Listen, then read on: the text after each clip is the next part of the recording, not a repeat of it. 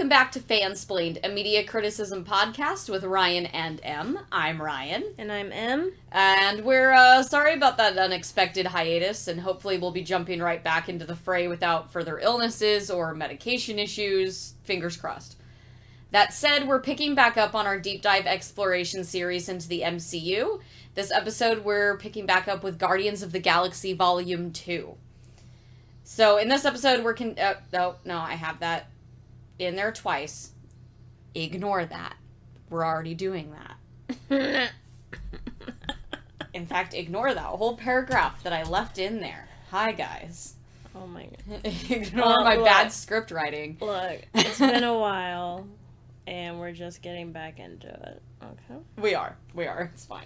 So, Guardians of the Galaxy Volume 2 was released May 2017 and is the 15th release into the MCU. Given the several year span between the first film and the sequel, release-wise, this brings us back temporarily into Phase 3 of the MCU. We haven't really been here since Captain Marvel.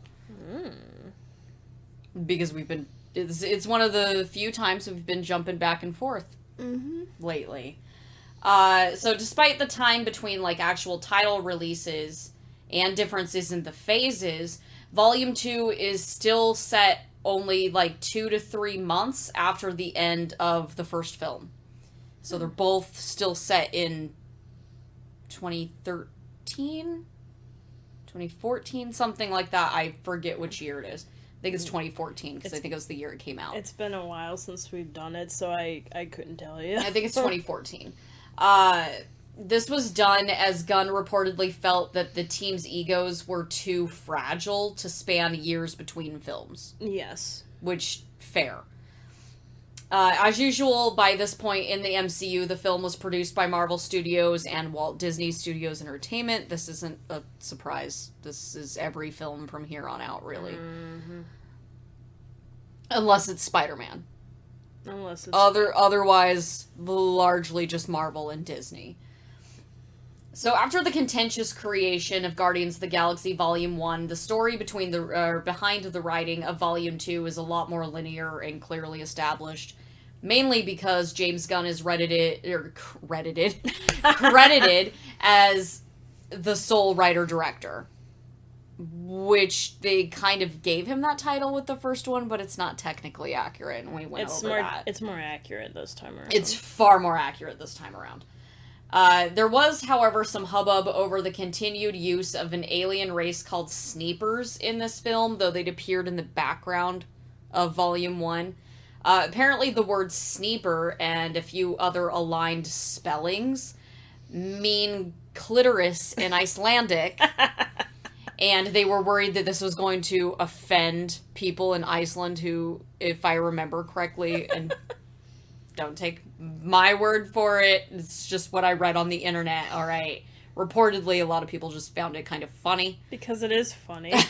But largely they decided it wasn't a big enough deal to change it or keep him from using it, so they're just like, hey, just go ahead and use it. I also kind of feel, based on what I've seen of a lot of Scandinavian cinema, they're a lot more open about sexuality than we are, so I really don't think they don't seem to be, I don't know. Fuddy-duddy about it. There were some websites that were like, but they're so conservative and they're gonna hate it. Are they? I don't know.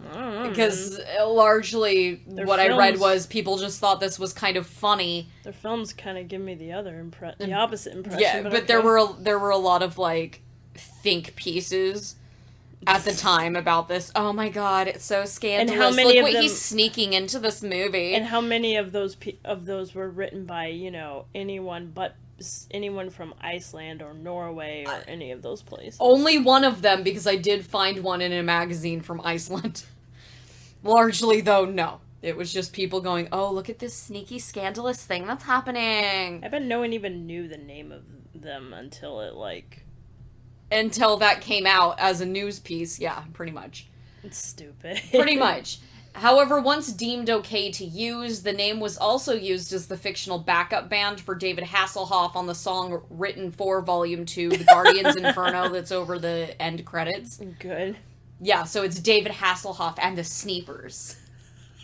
Which is incredibly fitting, actually. Yes, it is. Especially the way that they use Hasselhoff in this movie, That's incredibly fitting. Which is just the cameo of David Hasselhoff is himself to the extreme. It's kind of like that weird cameo that he had in SpongeBob the movie, where she's like, what is happening right now?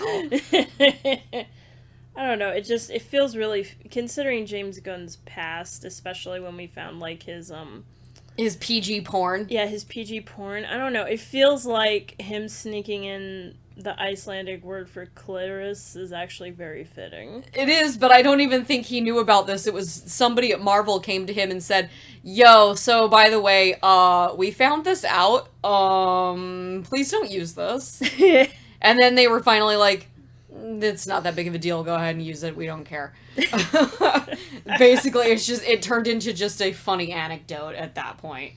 It is a funny anecdote. This film also apparently retires Peter's Walkman. No! Rest in peace. Mainly due to prop issues with the Walkman through production, though it includes a similar joke with the Zune, which also allows the soundtrack to expand beyond Meredith's selection, though we've seen her die several times now, and it's upsetting every time, even when it was just a piece of plastic. Right. I was wildly upset. Because it's essentially a representation of his mother, basically. Also, why are all of Peter's musical traumas with the death of a parent?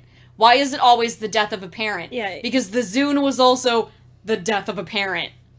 Yeah, he gets the tapes from his mom when she dies. He gets his The Walkman breaking up was, 1, a parent, but 2, the death of a parent.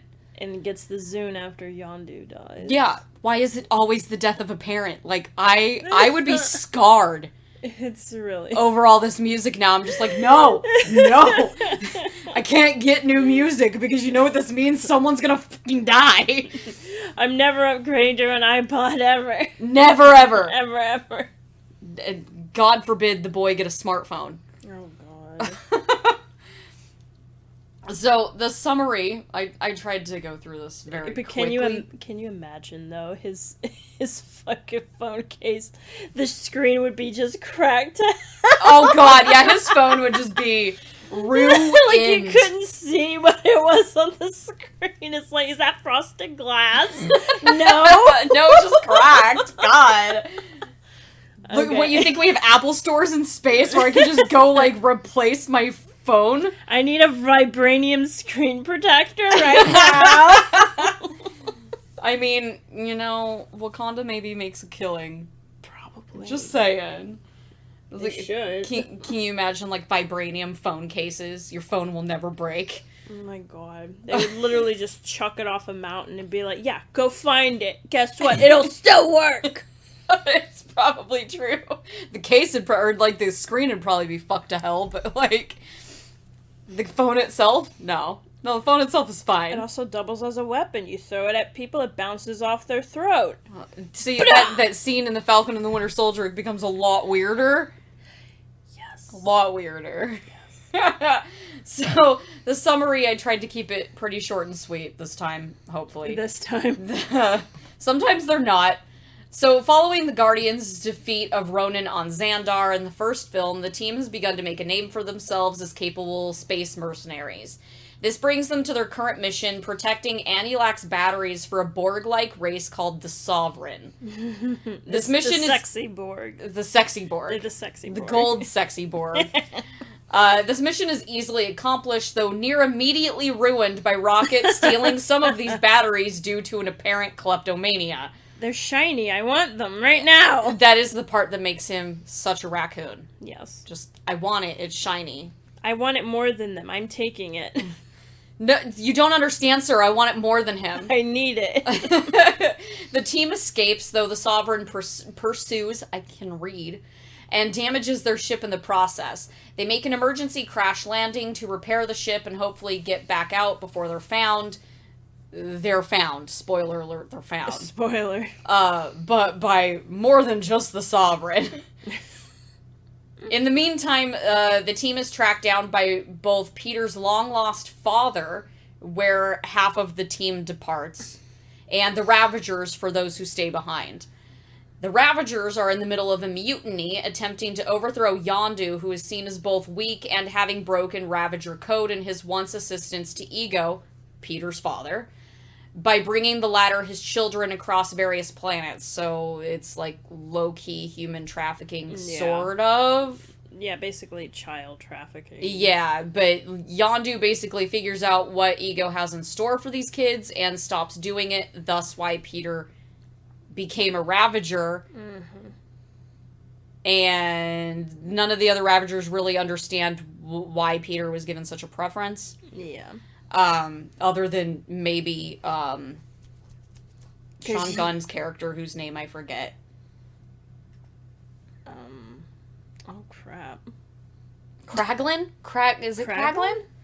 Yeah, I think it's Kraglin. God, I've forgotten names. We haven't done a Guardians of the Galaxy episode in a month, and I've just forgotten everything. You're skinny. He can fend that place. It's good for thieving. Shut Yes. up, Yondu. That's not why. He's your baby boy, and we all know it. We know it. Peter had been one of these intended deliveries, obviously, until Yondu discovered what Ego was doing with these kids. Spoiler alert, it was nothing good. It gets really fucking crazy. Like, literally a pile of skulls. Yeah, oh, terrifying. It went really hard for a minute. Yeah, it did. Meanwhile, Peter is learning exactly what Ego's intentions are, at least after a long period of attempting to get to know his father at Gamora's suggestion. Gamora regrets this.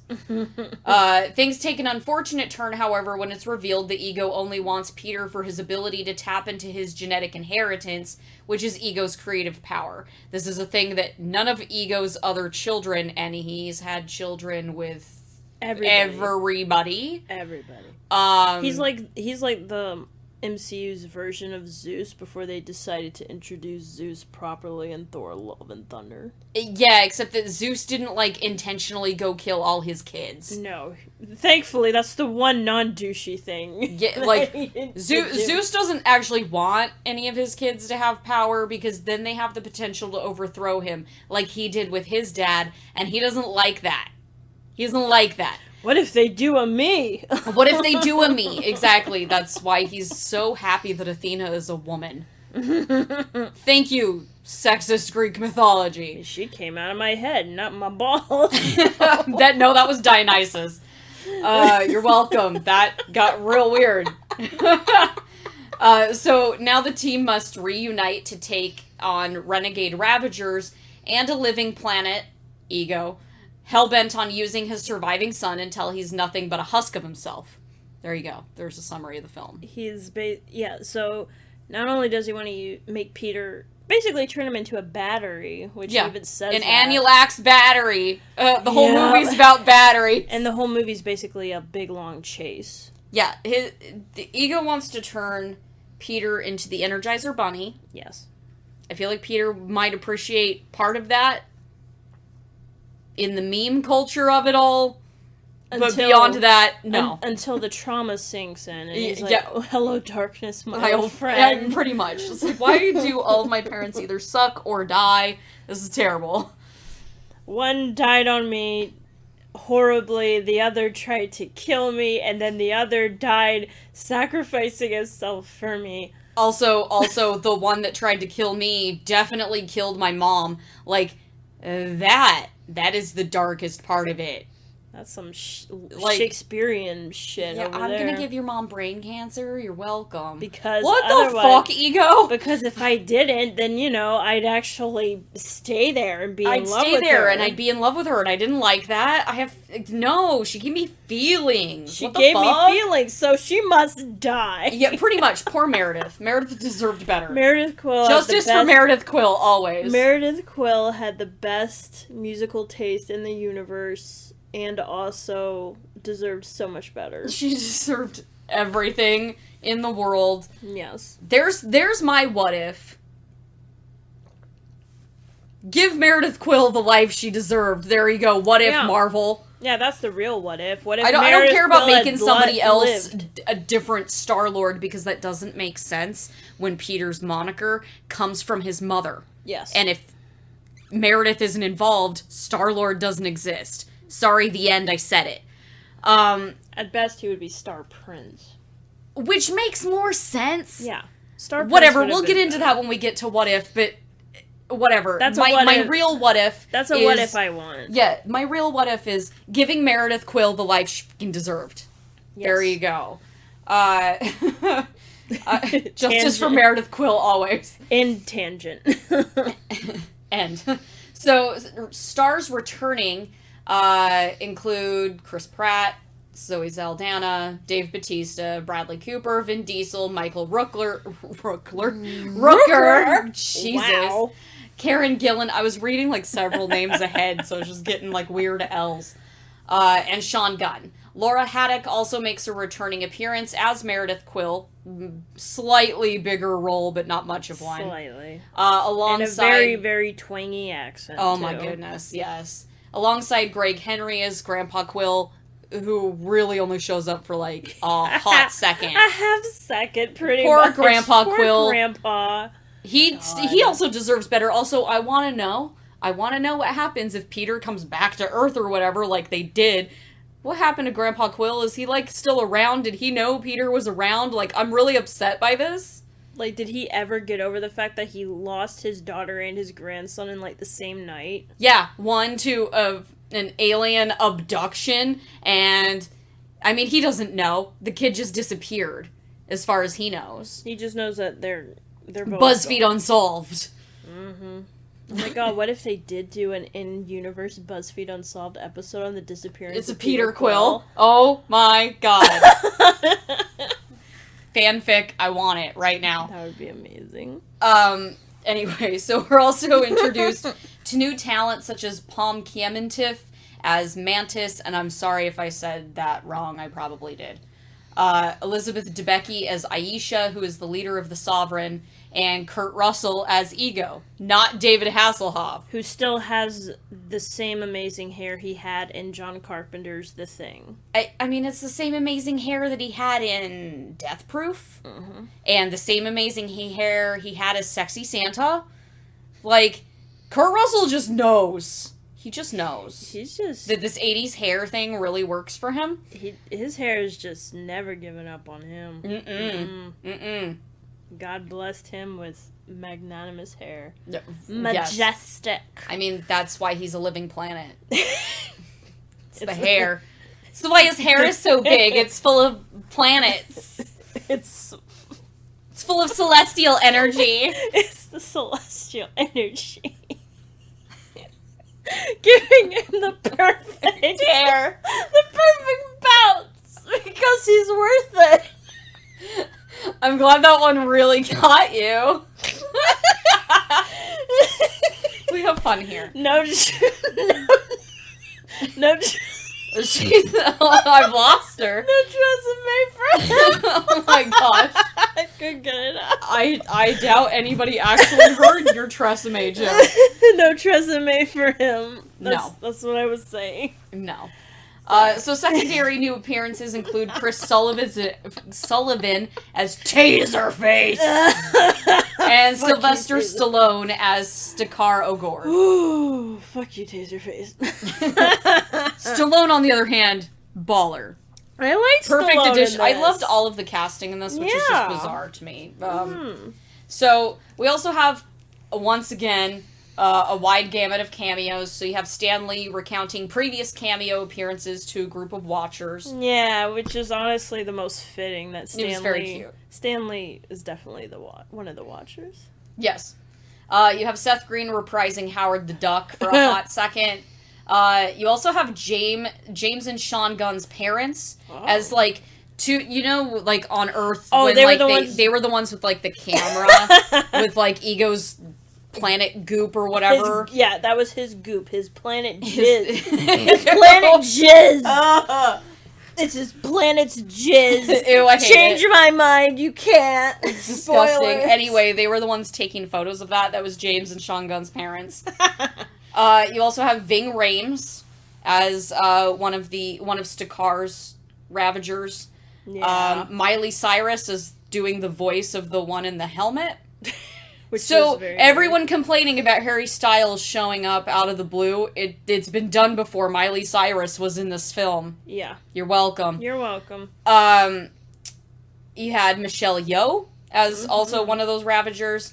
And they're all of those characters are basically based on the original lineup of the comics Guardians, the ones that included Yondu, and that's how they kind of included that. Also, Michelle Yeoh shows up later in Shang-Chi. Yeah. Yeah.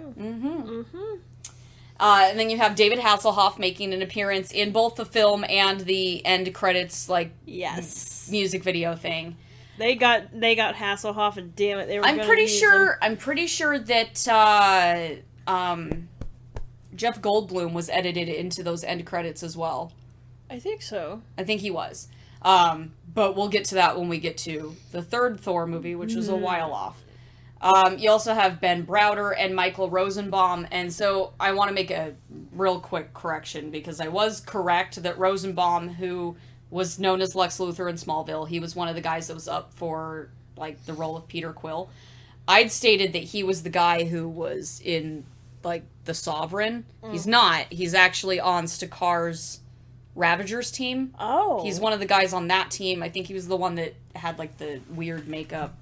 Oh, yeah, the weird kind of, ice Yeah. The Bobby Drake motherfucker over there.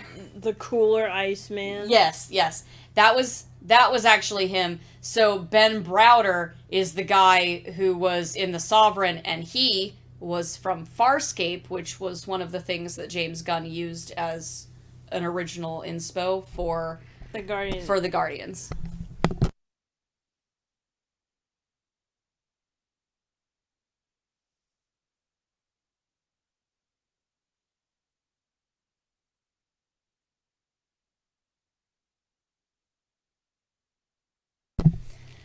So it was a little screwed up there. I was right that he was there, and there was a cameo. I was just wrong about which cameo it was. Thanks, Wikipedia. I mean, we have a lot of cameos in every movie, pretty much. Especially these ones. Some of them don't really have that many, but, these ones definitely do. This one, these are kind of like Iron Man 2 level of cameos. Oh my god. Ugh, the one with Elon Musk in it. Ugh, don't remind me. I wasn't trying to. I reminded myself. Anyway, so, we changed cinematographers from the first film, so the cinematographer on this film is Henry Brom, and his other work includes things like Gunn's Suicide Squad. Not the first Suicide Squad, James Gunn's Suicide Squad. Yes. He's also doing Guardians of the Galaxy 3. He's doing The Flash, which God only knows if that movie's gonna come out. Especially with recent news about Miller. It just keeps coming. We don't know. So his cinematography may be great. I don't know. Well, I mean, it's separate from whatever's going on with Ezra Miller. I don't know. We just don't know if this movie's ever even going to come out at this rate. I mean, his other work was Cinderella 2021. No one liked that. No. I don't really think that's a reflection on the cinematographer. I think that has a lot more to do about the content and the writing of that itself. The Golden Compass looked gorgeous. Yeah, and it did win for Best Visual Effects. I liked it.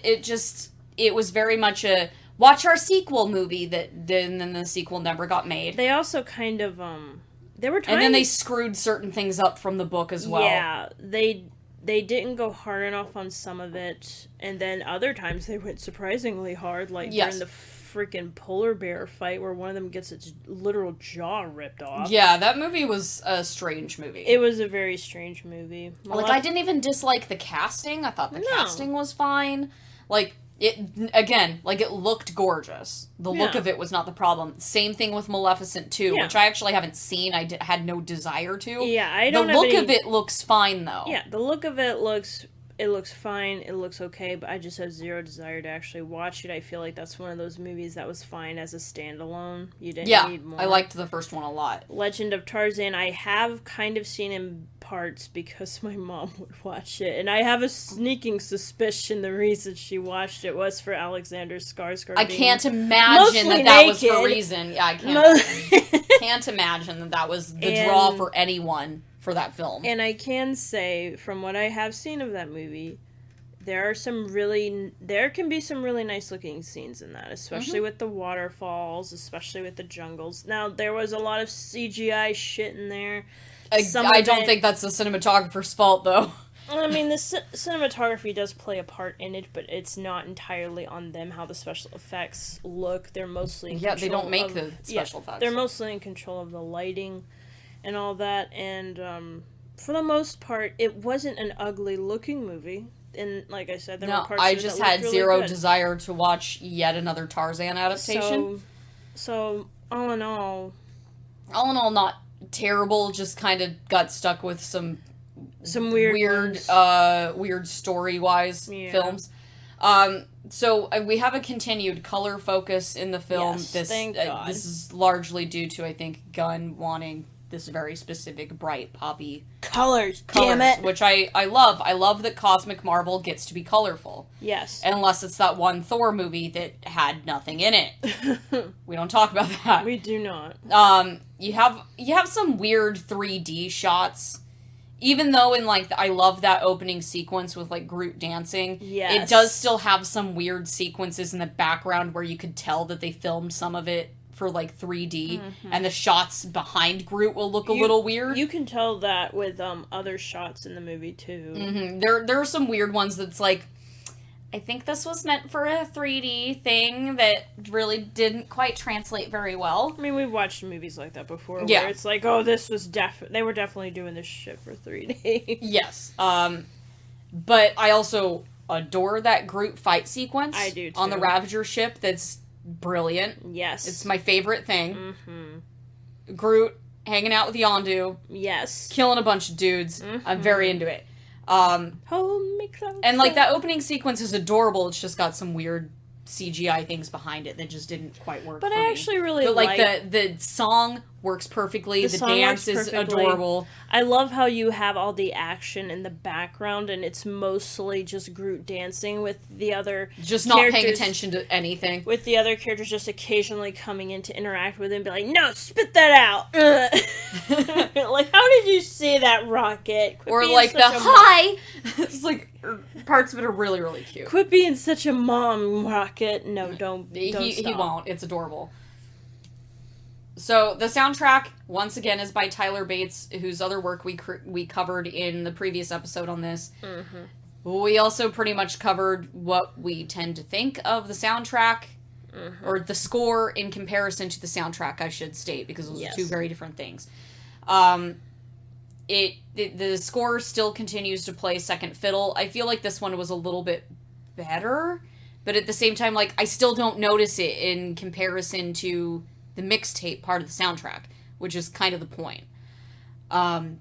It still plays second fiddle to the curated mixtape. So they wanted to, speaking of the mixtape, so they wanted to include Bowie a second time after his death, because this film came out right about the same time Bowie died. Yes. But they opted to use Suffragette City for a trailer instead, because he would have been one of the only artists that they used more than once. Yeah.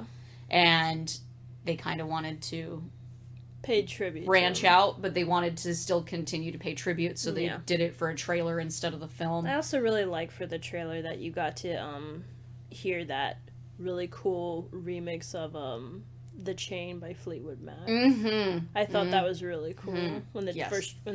Well, I don't know if it was the first trailer. It was one of the trailers that came out. Yes, but I also really love the use of that song in the film, too. Yes. It's perfect. Yes.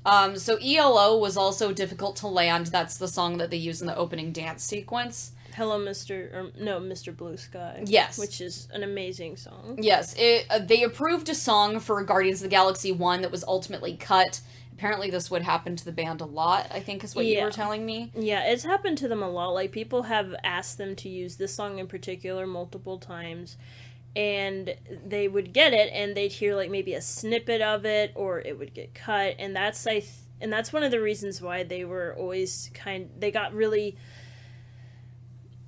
I guess, cagey, or even a little touchy, which, I can understand why. Well, especially when, you're asking for a sequel, when you already asked them for the first film and then cut it. Yeah. But I think that's why you said that they that's why they used nearly the whole song. Yeah, that's why Gunn made it a point to use the whole song, because he wanted to be like, look, we are going to use this song. And it was and I think the band, if I'm remembering this correctly, I'm pretty sure I didn't make this up. They were actually very pleased that... Allegedly. We'll just stick an allegedly on it, because we don't know. They were very pleased that he used the whole song, because it's pretty much the first it's one of the few times that's been done. Yeah. Yeah, but originally, like, they were difficult to land because they cut whichever song it was that they licensed. I don't think it was the same song, it was a different one. I mean, they got a lot of good for songs. the first one that they ended up cutting from the film, so tragic. Yeah. The Brandy inclusion also, they found it the band allegedly found it really funny that the whole film's thesis was basically based on that song. Yeah. When they're like, they didn't expect that any kind of deeper meaning to the song whatsoever. No. And the inclusion actually allowed for a deeper meaning, and so, like, the guitarist and vocalist Elliot Loon said, maybe in retrospect, subconsciously, it was a metaphor. But they didn't expect it at all, and they were, again, another, band that was impressed by how deep they went into the song in the film. Mm-hmm. Because, the whole thesis of Guardians of the Galaxy 2 was based on the song Brandy and how it relates to Meredith Quill and Ego, sort of. Mm-hmm. But largely just Meredith. Yeah, especially when it opens on Meredith and Ego, and she knows all the words to the song. Mm-hmm. But also, I showed you that comment from the band Silver who did Wham Bam, mm-hmm. and how one of the original band members literally posted to the Vivo post of the Vivo channel the post of the song. Yes. Mm-hmm. And it's like the first comment under there, and they're saying, hey, reading through all the comments, I can definitely say for the whole band that, this was great to see all of this. I think you sent this to me. Hold on. I have it right here. Hello, this is Greg Collier, original member of the band Silver, sitting here reading everyone's comments. I'm sure I can speak for the rest of the band. I think it got a little cut off. Yeah. When I say that we really appreciate it, and it's awesome to know you all enjoyed it. Pretty surprised they chose it for the movie, but very glad that they did. Yes. Soup. Soup. I don't know what soup is, but there you go. Ended it with soup. I thought that was really cool, though. Yeah, a lot of these bands were very impressed with how deep this film goes into all of their stuff. And that they used their songs in particular, and they're like, wow, our song's in a because, Disney sure, movie. you could have used another Bowie song, guys, but you instead paid tribute to all these bands that, like, half of us have never even heard of. Well, I've heard of ALO. I've heard it, but I hadn't heard. I hadn't heard of a lot of these before they were in these movies. I've heard a lot of these before, but that's just because my parents were really into the 60s and 70s rock scene. Mm-hmm. That's so fair. I grew up listening to a lot of it. You also had Edgar Wright collabing with James Gunn to ensure that they didn't have any repeat tracks between Guardians of the Galaxy Volume 2 and Baby Driver, which came out, like, later that year, I think. Mm-hmm. Which, good. You don't really want that. No, because then it's going to feel like, you just retread James Gunn. Okay. Yeah, Edgar Wright is a talent in his own right. Yes. I just wish that film did not have certain people in it. Mm-hmm. Me too. I still enjoy watching it, but there are parts of it that I just cringe over. I think that's why I keep putting off watching it. Because I gotta brace myself. Yeah, it's. I really want to watch Last Night in Soho, though. Mm-hmm. That shit looks good. Yes. So, I think this is probably one of our quicker. Yeah. One of our quicker. We're already at the end. One of our quicker movie things, but so overall rating for this movie out of 5, as usual. I'm gonna give it another 5, actually. Another 5. Another 5 out of 5. Because it really is one of those times when the sequel is just as good as the original. I am gonna go out on a limb, and I know that this is unpopular for a lot of people. I think this movie's better than the first one. Mainly because, and I'll still give it a 5. Yeah. Because I gave the first one a 5. But I do think this film is better because it does expand on its characters better than the first one does. It definitely Because the first expands one's on lacking a little, because it has to introduce everybody, so it's lacking a little bit of, like, depth in some of the character interpretations. Yeah. Whereas this film allows them to actually, like, really dig into that, especially when you get to, like, Peter's backstory. You get more on Gamora and Nebula interacting with each other. Especially that. You get a lot more on Peter interacting with Yondu. Yes. You get a lot more on Yondu in general. I mean, that's what good sequels are always supposed to do. They're not just supposed to be a continuation. They're supposed to expand on what you've already done in the first. That's why so many... It's... One of the best comparisons I can make is to The Godfather Part 2, which literally does the same thing. It continues the story, but it expands on all the characters that you remember from the first film, even the ones that aren't alive anymore. It does that. That's what makes it so great. It gives Vito Corleone's backstory. It continues Michael's story. And in Guardians of the Galaxy 2, you have pretty much the same thing. You get a lot more of Yondu's backstory.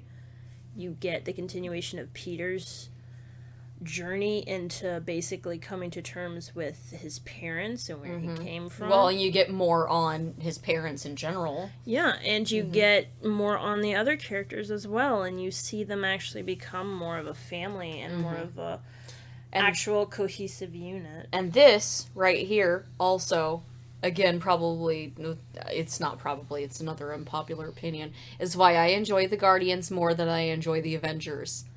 Because if you're going to call one a family, I'll buy that with one of these teams, and will not with the other, because the other are co-workers, they are not a family. I feel like when it comes to the Avengers, that some of them have closer friendships than the others. Yes. Yes, they do. It's like how Nat feels a lot like she's way closer to Steve and to Clint than to anyone else in the group. Yeah, like, and how they work Steve and together. Tony have no chemistry with each other. They have a very contentious relationship. They are not... And nobody really gets along with Thor because he's never around. They are never really... They are never going to capture that Steve and Tony relationship from the comics. No, because not ever. There's just not... There's not enough there for them to do that. Nope. When it comes to the Guardians, James Gunn managed to, convince me that these people are family by the second movie. And gave us a second entire team at the very end of the film. Yeah. Like, also, these movies continue to make me cry like a baby every time. I know. God. Every time. Yondu's death really fucks me up. That every whole time. end scene where that they come fucks to me up do too. the fireworks funeral, I'm dead. I'm just like... I'm crying. We were both crying. Just crying grossly. Because he tried so hard, and he was so hurt when they told him, you'll never have this. You'll and then never they come have and this. do it anyway. It's so sweet. It's so sweet. He may have been your father, but he wasn't your daddy. It really... Cries, ugly tears everywhere. God. It also really made me love Yondu. This movie made me love Yondu, and then it killed him, and I'm like, God damn it, James Gunn! Yeah, like, I've heard a lot of, this movie wasn't that good. It wasn't as good as the first one. I seriously think that it's better. Then you seriously watched a different movie if you do not think this is as good. It's the superior film. I think the writing's superior, yeah. It's because the writing isn't too busy trying to compete with itself. I think the only because you can kind of see the competition in the first one, yeah, and where a lot of the contention is. This one, it just gets to be a unified concept. You don't have a lot of that contention in it.